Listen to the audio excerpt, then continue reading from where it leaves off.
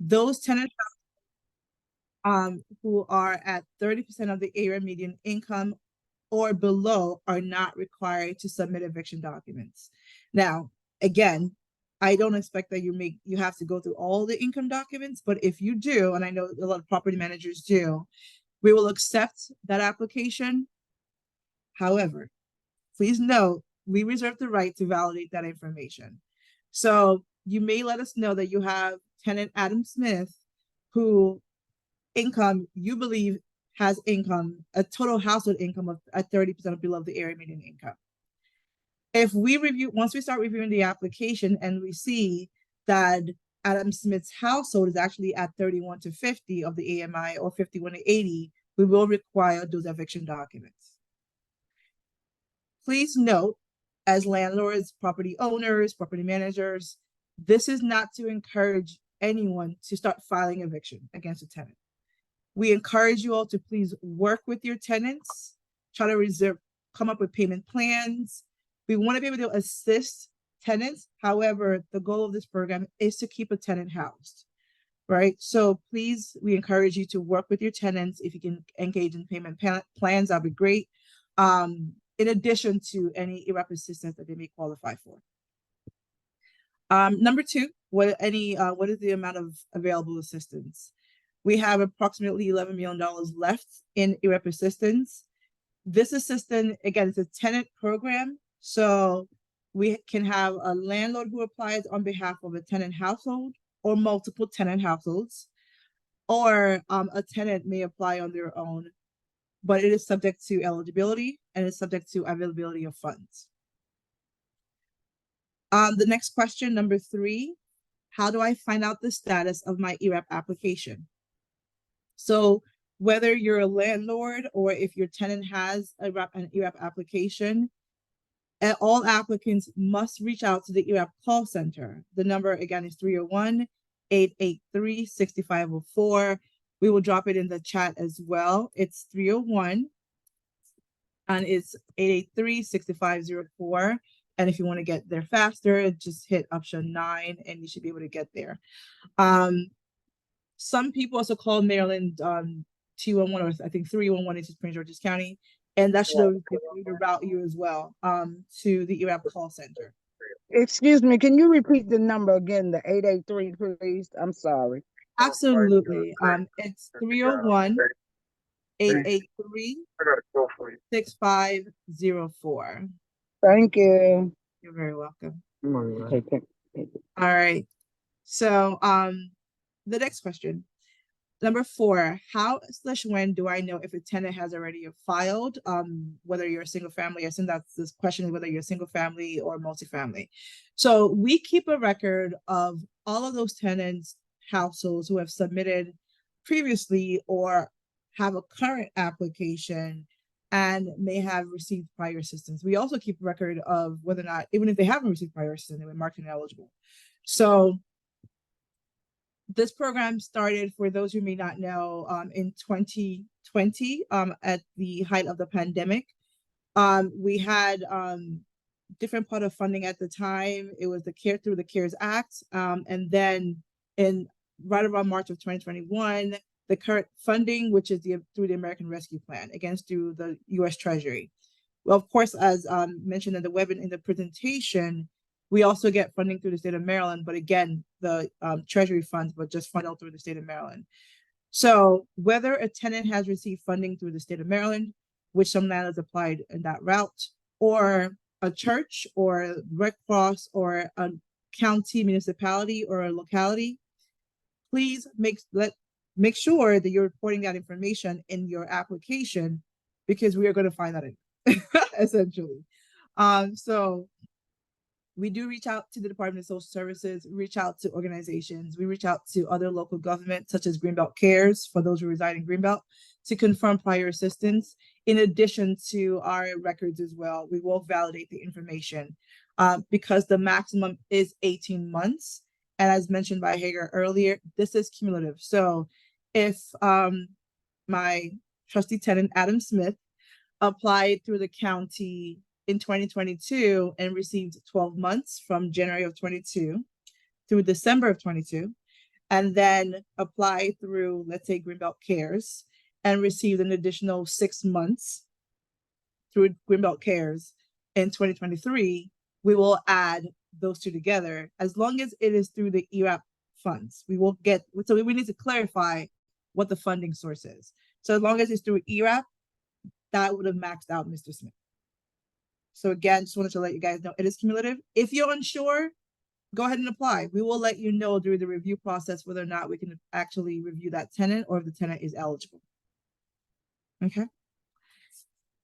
So number 5, how long is the application process? We get this a lot. And what is the process? How much time from application submission does it take to process and approve? So I'm going to give you the it depends response. The time frame really does vary. We want to say we have reviewed applications within a few days and approved within a few days. We have reviewed application approved within a couple of months. It depends on how complete the application is.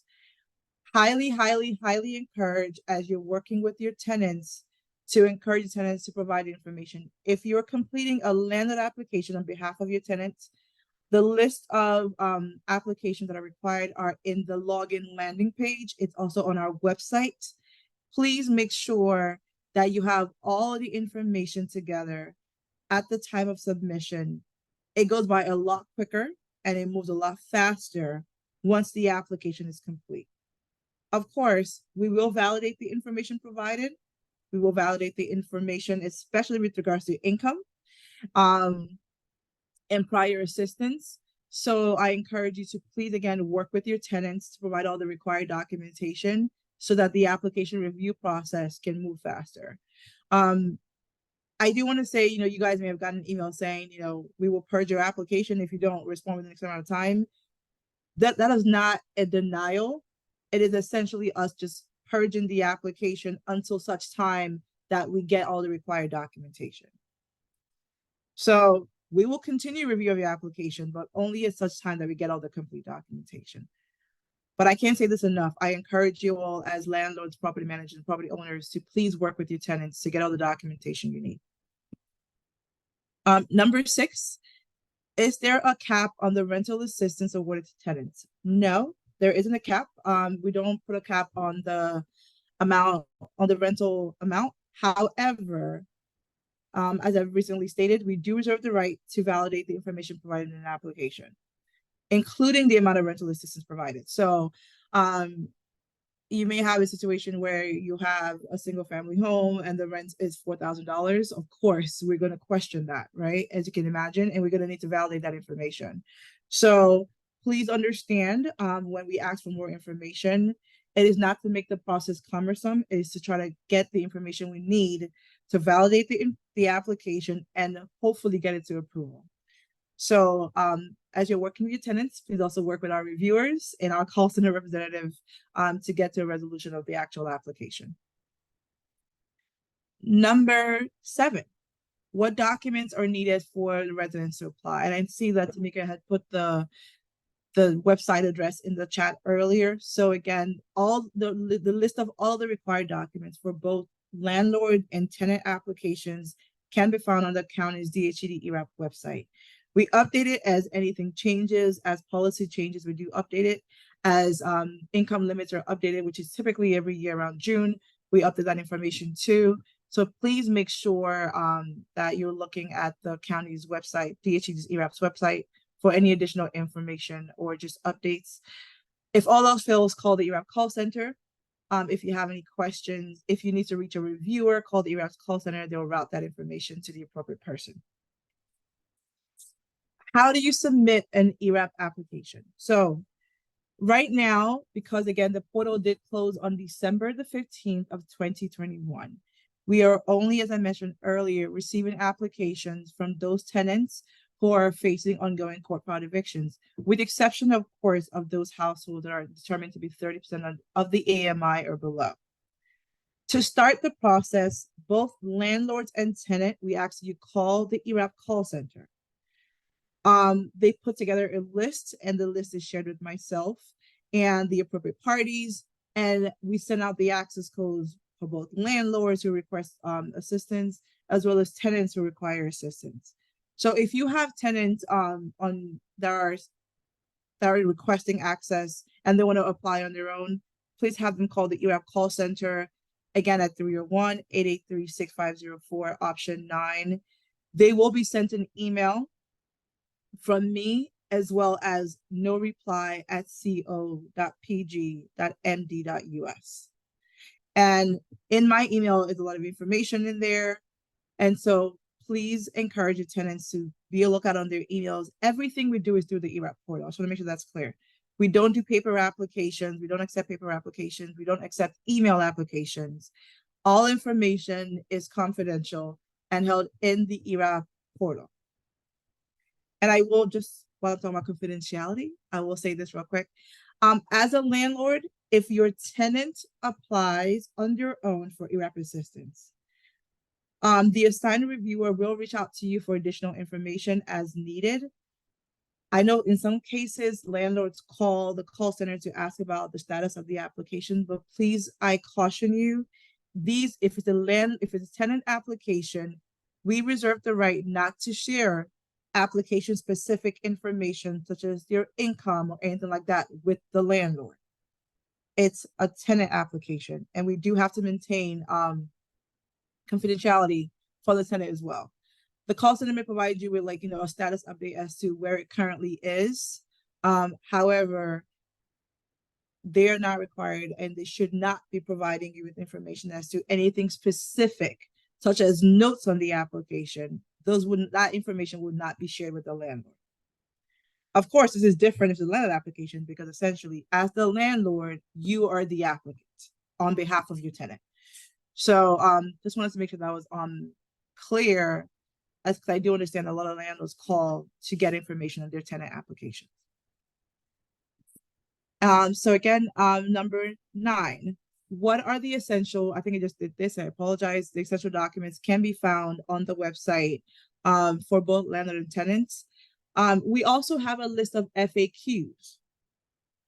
And we do update the FAQs as policy changes. I encourage you all to please go on the DHCD ERAP website and review the FAQs. It talks about the treasury requirements. It talks about, of course, time frame as well, and just the process in general. So, excuse me. Again, the process for landlord application is the same as, was relatively the same for tenant applications. I think landlord applications tend to go a little faster.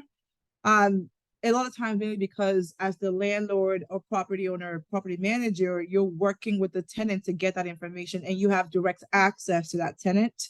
So in many cases, it does tend to move a little quicker. And with the portal, we do not have a cap on how many tenants you can apply for at a time. So if you have 200 tenants, hopefully not, that are facing eviction or require ERAP assistance, we encourage you to put all of them in one application. It is easier, and I think it just makes the process more efficient. So the portal is not going to cap you at 100 people. We've had applications that went up to 200.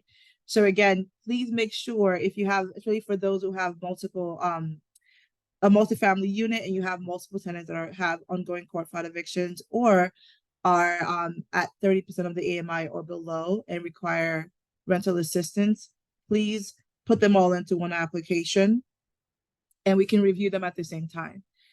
It is a little bit different for those landlords or property owners with single family units, because each application is for one address. So if you have 5 properties and you're renting 5 properties to 5 different tenant households, you will need to complete 5 different applications. Unless it's one house that has multiple, A unit, B unit, C unit, then you can do it in one application. Again, the time frame varies. We of course ask that you collect all the information as quickly as you can to start the application, and make sure the application is complete upon submission. Please understand, when you receive an access code, it is for a time frame. So as a landlord, you may receive about 3 weeks to complete the application. The application must be submitted within that time frame. So let's say, and the email will tell you. So when you get the email from no reply at co.pg.md.us, it will tell you here is the access code and it will expire on September the 15th. And so that application must be submitted on or before September 15th. If you try to submit on the 16th, you would not be allowed to. Okay, and it will tell you the access is expired. So we try to give more time to landlords because, of course, we understand that you may be applying for multiple tenants at a time. But please abide by the instructions provided in the email. Also, when you're calling the ERAP call center to request an access code, please be prepared to provide the documentation, the eviction documentation for these tenants. If you are asserting that your tenants are at 30% of the AMI or below, please let the representative know so that they can forward the appropriate information. You will also be required to provide the names of the tenants, their email addresses, and phone numbers. All right. The last question here, and then I'll jump to the chat questions. Are there exceptions or alternative options for residents that cannot provide the requested documentation for the landlord applications? I know I've said this ad nauseum, but again, we encourage you all to please work together with your tenants. It makes a world of difference. The application goes faster. We get to payment a lot faster. So we certainly encourage you to work together to get all that information from the tenant. And I will also point out in the portal, when you're applying for the tenant household, there's a portion in there that requests the tenant's email address as well as their phone number. Our reviewer will, if you're having a hard time getting information from the tenant, we will also reach out to the tenant and say, hey, we see that you applied for ERAP assistance through North Hills Apartment, for example, and we're trying to gather your information. We need XYZ from you. We can reach out to the tenant as well to get that information. So it is extremely important that you include the tenant's email address as well as their phone number. That way we can make the request if you're having trouble getting that information from the tenant. And of course, in terms of any alternative resources, it really is case by case, and it depends on what it is. Right now, we require, as Treasury demands, we require income at the time of application. However, we do ask for the 2022 income as we have to assess the change in financial situations and also to validate the household's financial hardship. So if for some reason you've tried your hardest and the tenants are not providing the requested documentation, as I mentioned, we will be more than happy to reach out to the tenant to try to get that information. In some cases, if the tenant is just otherwise ineligible, we can certainly provide a referral to the Department of Social Services. I do want to put a caveat out there. We do not work for social services, Department of Social Services. We are certainly a sister agency. So we cannot attest to what resources that DSS has, but we can try to point your tenants in the right direction to see if there are other programs that they may be eligible for through DSS. Okay. I'm going to pause there for a second. And I'm going to go to the chat questions to see if there are any questions in there or anything that might be necessary. So I'm going to read off the chat questions, and some of them have already been answered, but I will read off the chat questions and try to answer your questions as best as possible. So Mr. Lord asks, will there be an increase in maximum rent coming soon? Mr. Lord, I'm going to ask you to clarify your question. I'm not sure I understand. If you're on, you can unmute yourself. Mr. Lord, are you on? Okay, I'm going to skip to the next question until it gets back on. Okay. So I'm just going to scroll back through. Okay. The website address has been put in the chat. So the next question is, how many times can you apply for ERAP, and is there a time frame in between? We did not put a cap on how many times a tenant or a landlord can apply on behalf of the tenant. However, a tenant may not receive more than 18 months of ERAP assistance. And of course, this is a Treasury requirement. The 18 months, as I mentioned earlier, is cumulative. So It could be 18 months from the church. It could be 18 months from Red Cross. If there are ERAP funds that were provided, then it counts towards the 18 months. With I'd regards like to, to ask, I'm sorry? excuse me, this is Ms. Jacobs. I'd like to ask a question. The instructions you gave was excellent. I'd like to know if I could get a copy of each step that these property managers should take. Could I just get a copy? So as we get to the a copy of the application process, is that Right, what you're asking for, Ms. Jacobs? Sure. yes. Right. So all that information is on our website. However, certainly I can provide you with some information in terms of how to apply. We do have some on the FAQs that we have on our website. Okay, but I know all that. This is what I'm trying to ask you. Because as I'm around and about in these apartments, if Mhm. I could just have, a printout of the steps that these people should take, then I will drop it off at everybody's comfort. Okay. You know what I'm saying? I That think I way, understand your question. The best way I can say, certainly yes. So we can email you again. It's really going to be going through the ERAP hotline or call center to request the access code, but we can put that in an email for you. yeah, And just put it in the email, and that way yes, I'm not burdened with all this questions and absolutely. whatever. Okay, I We can appreciate certainly it. do that. Okay, No problem.